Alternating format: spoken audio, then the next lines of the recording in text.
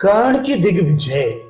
जन्मेजय ने पूछा, मुनिवर कृपा करके कहिए कि जिस समय महामना पांडव गण द्वैतवन में रहते थे, उस समय हस्तिनापुर में महाधनुर्धर धृतराष्ट्र पुत्र सूतपुत्र कर्ण, महाबली शकुनी, भीष्म, द्रोण और कृपाचार्य ने क्या किया? वैशंपायन जी बोले, राजन, दुर्योधन के लौट आने पर पितामह भीष्म ने उससे कहा, वत्स, जब तुम द्वैतवन को जाने के लिए तैयार हुए थे, उसी समय मैंने तुमसे कहा था कि मुझे तुम्हारा वहां जाना अच्छा मालूम नहीं होता, किंतु तुम वहां चले ही गए। वहां शत्रुओं के हाथ से तुम्हें बंधन में पड़ना पड़ा और फिर धर्मज्ञ पांडवों ने ही तुम्हें उनसे छुड़ाया। इससे तुम्हें लज्जा नहीं आती? देखो, उस समय सारी सेना और तुम्हारे भी सामने ही ये सूत पुत्र गंधर्वों से डरकर भाग गया था। उस समय तुमने महात्मा पांडव और दुष्ट बुद्धि कर्ण का पराक्रम भी देखा ही होगा। ये कर्ण तो धनुर्वेद, शूरवीरता, ये धर्म में पांडवों के चौथाई हिस्से के बराबर भी नहीं है। अतः इस कुल की वृद्धि के लिए मैं तो पांडवों के साथ संधि कर लेना ही अच्छा समझता हूँ। भीष्म के इस प्रकार कहने पर राजा दुर्योधन हंसकर शकुनी के साथ चल दिए। उन्हें जाते देखकर कर्ण और दुशासन आदि भी उनके पीछे हो लिए। उन्हें अपनी पूरी बात सुने बिना ही जाते देख भीष्म जी भी अपने घर को चले गए। उनके जाने पर धृतराष्ट्र पुत्र राजा दुर्योधन फिर उसी जगह आकर अपने मंत्रियों से सलाह करने लगा कि हमारा हित किस प्रकार हो और अब हमें क्या करना चाहिए। उस समय कर्ण ने कहा, राजन सुनिए, मैं आपसे एक बात कहता हूँ। भीष्म सदा ही हमारी निंदा करते रहते हैं और पांडवों की प्रशंसा करते हैं। आपसे द्वेष करने के कारण उनका मेरे प्रति भी द्वेष हो गया है और आपके आगे वे मेरी तरह तरह से निंदा करते हैं। सो मैं भीष्म के उन शब्दों को सहन नहीं कर सकता। आप मुझे सेवक, सेना और सवारी देकर पृथ्वी को विजय करने की आज्ञा दीजिए। आपकी विजय अवश्य होगी। मैं शस्त्रों की शपथ करके सच्ची प्रतिज्ञा करता हूँ। कर्ण के ये शब्द सुनकर दुर्योधन ने अत्यंत प्रेम से कहा, वीर कर्ण, तुम सदा ही मेरा हित करने के लिए उद्यत रहते हो।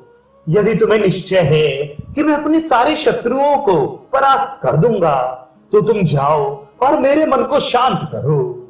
दुर्योधन के ऐसा कहने पर कर्ण ने अपनी दिग्विजय यात्रा के लिए सभी आवश्यक चीजें तैयार करने की आज्ञा दी।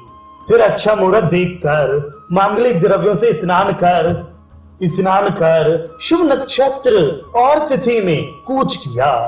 उस समय ब्राह्मणों ने उसे आशीर्वाद दिया तथा उसके रथ के घरघराहट से तीनों लोग गूंज उठे।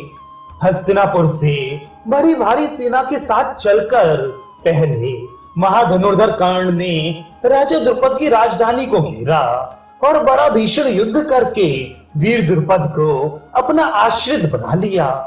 उससे कर रूप में उसने बहुत सा सोना, चांदी और तरह तरह के रत्न लिए। उसके बाद जो राजा द्रुपद के अधीन थे उन्हें जीतकर उनसे भी कर लिया।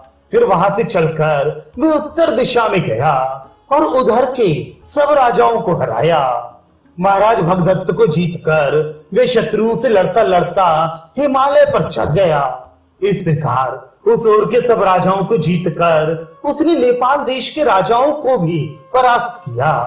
फिर हिमालय से नीचे आकर पूर्व की ओर धावा किया और उस ओर के अंग, वंग, कलिंग, शुंडिक, मिथिला, मगध, कर्कखंड, आवशीर, योध्य और अहि क्षेत्र आदि राज्यों को जीतकर अपने वश में किया।